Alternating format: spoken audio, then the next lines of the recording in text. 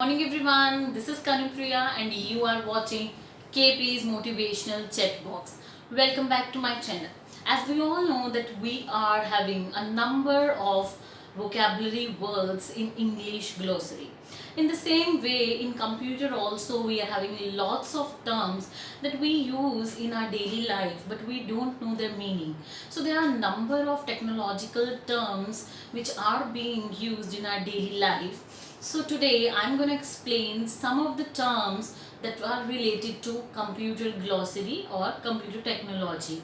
So let me explain you the 7 technological terms that are used in our daily life. So the very first one is cyberbullying. What is cyberbullying? As we all know that nowadays number of youngsters remain online on social sites and do chattings through text messages or by sending images or number of other things. So most of the times they remain online not only for their study material but also for being socializing, right? So cyberbullying is a term in which youngsters are facing the problem of getting harassed or getting threatened by any other person, right? For example, in of cyberbullying is posting rumors about someone. I mean, the wrong rumors are being posted by any person about any other person, or some embarrassed terms are being used in cyberbullying. There is a one term that is catfishing. In catfishing, any person is pretending to be someone else in terms of maintaining a fake relationship. So this is also a part of cyberbullying. So instead of making your child restricted to the access of internet, make them aware about the cyberbullying term and make them aware that how to remain aware about the threats are being taken in the place of cyberbullying, right? So the very next term is infotainment. Infotainment is a term in which there are two words. One is information and one is entertainment. This is a combination of two words. So that means we are getting the information as well as we are getting entertainment, right? So there are a number of channels who are broadcasting their programs in which they are delivering the information to us as well, but in the meanwhile we are getting entertained side by side as well. For example, in flights, in cabs, we are having the facility of entertainment also, but we in side by side we are getting informed by number of things, right? So this is something infotainment is. Next one is Smart Compose. What is Smart Compose?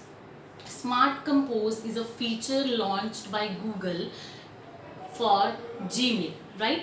In Gmail application we are having number of terms. So Smart Compose is a term in which we are having autocorrect feature or a phrase or a word which will autocorrect the word or phrase while user is writing an email, in which we are having a one word or phrase which will autocorrect the spellings or the phrase while you are composing an email. So for Smart Compose you have to do the settings on off by going to the settings in general, and there you have to switch on or off the Smart Compose feature, right? Once your Smart Compose feature is on, so at that time while you are composing an email, while you will type the first word, automatically the rest of the phrase or rest of the word will come automatically. So this feature helps you to write an email in faster way. Also it helps you to correct your spellings and grammatical errors, and it will save your time as well, right? Hope you understand this term. Next one is blog versus vlog. There are two terms, blog and vlog. These are similar to each other. One is B for banana, that is blog, and one is V for van, that is vlog.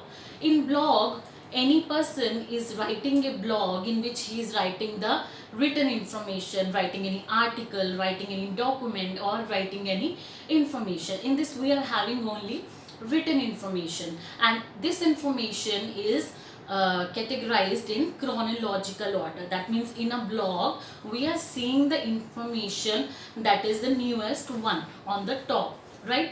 And if we talk about the vlog, in vlog we are having the video stuff only, not we are having any writing stuff. In this we are having a website in which any person is uploading or giving videos only, right? So hope you understood this. Next one is digital footprints. What are digital footprints? Digital footprints is the thing in which any person is leaving an impression of the things which he or she is searching on the internet. I mean to say, for example, you are logging into any particular application, you are searching for gaming application, you are searching for any e-commerce application. So all these are the impressions left behind by any person on the internet, and these impressions are called as digital footprints. These are the things any person search on internet, right? So digital footprints helps any other person to recognize your reputation to of an individual, right? So it will leaves an impression on another person that what type of activity you people are searching on the internet. For example, the tagging of the photos, the likes, the comments you people are doing on the internet. So this is something digital footprint is. Furthermore is CAPTCHA. All people might be aware about CAPTCHA. What is CAPTCHA? CAPTCHA is a, you can say, jumbled code or any slanting words while filling an online application form, while you are performing any online activity. I mean, you are booking a ticket or going through any registration process. At that time you are getting one CAPTCHA, right? So you have to fill that CAPTCHA in a organized manner or in the right manner, right? So once you fill the CAPTCHA in a right process, you will be authorized to go to the further page. If the CAPTCHA is filled wrong, then you are not authorized to go to the further process. Why CAPTCHA is designed? It is designed to differentiate between the humans and the robots. That means humans can easily recognize the words written over there, that may be in jumbled form, that may be in slanting form, but any robot or any computer is not able to recognize that particular thing. So this is something to maintain the spamming activity or something to maintain the malicious things which are going nowadays in computer technology, right? So the next one is seventh, that is latest invention. Few days ago, Google has developed a new application that is known as the Anywhere School. This is an application in the same way now students using for the online education, right? As we are using Zoom application, we are using G Suite. These all applications we are using for the online applications. So Google has reduced a lot of families or a lot of teachers, also especially for the students. They have designed this Anywhere School application in which they have upgraded this particular app with number of new features. In this we are having 50 plus new features that are designed by taking care in mind the students study, as well as about the families, as well as the load of teachers which teachers and students are facing nowadays. In this we will be having features like online attendance tracking. It will be easier for the families of the students or the teachers to track that which student is attending the class or not. In this we are also having the feature of hand raising. That means student can ask the question in between, right? In this we are also having the feature of temporary recording the class, right? So also we'll be having the feature of blurring the background for maintaining the security purpose, right? So that means if you are sitting in a room and there is someone at the back, so you can blur the background so that no one is able to see and you can maintain the secure environment, right? So there are number of features in this Anywhere School applications, and you can view a 49 tiled view at the same time, right? I mean the 49 to 50 persons at the same time can see each other in a tiled view. This is something about the Anywhere School application which Google Giant has launched few days earlier. So this is going to be launched in the month of September.